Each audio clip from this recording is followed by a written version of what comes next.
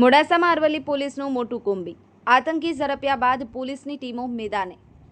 જિલ્લા LCB SOG 10 PI 10 પીએસઆઈની ટીમો ઉતારાઈ. શંકાસ્પદ જગ્યાઓ પર 150 પોલીસ કર્મીઓ સાથે તપાસ.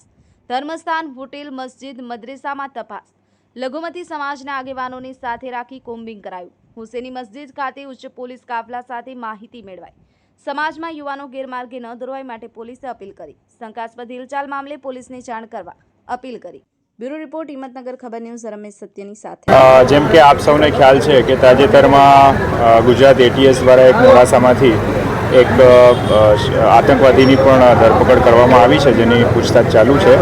એ સંદર્ભે માનનીય એસપી સાહેબના સૂચનાથી આજે એલસીબી, એસઓજી, બીજા 10 પીઆઈ, 10 પીએસઆઈ અને લગભગ 150 જેટલા પોલીસની સાથે રાખી અને અલગ અલગ આવી જેટલી પણ શંકાસ્પદ જગ્યાઓ હોય, દાખલા તરીકે કોઈ ધર્મસ્થાન છે, કોઈ હોટલ છે, મસ્જિદો છે, મદ્રેસાઓ છે, એમાં પણ જે એમના આગેવાનો છે એમને સાથે રાખી અને આજે એક કોમ્બિંગ કરવામાં આવેલું છે, જેમાં આજે આ હુસેની મસ્જિદ છે એની મુલાકાત લેવામાં આવી. એના જે સચિવશ્રી છે, સેક્રેટરી, એ પણ આપણી સાથે છે અને આગેવાનો સાથે મુલાકાત કરી અને સમાજમાં આવા કોઈ પણ લોકો છે એ આવી પ્રવૃત્તિમાં ના પડે અને યુવાનો છે એ કોઈ ગેરમાર્ગે ખાસ કરીને ના દોરવાય. અને જો એવી કોઈ જાણ થાય અથવા તો આપણને એની કોઈ હિલચાલ એવી શંકાસ્પદ જણાય તો તાત્કાલિક એમને સમાજ રાહે તો પાછા વાળવાના જ છે આપણે, પણ પોલીસને પણ એ જાણ કરવામાં આવે જેથી કોઈ મોટી ઘટના છે એ બનતી આપણે એને અટકાવી શકીએ.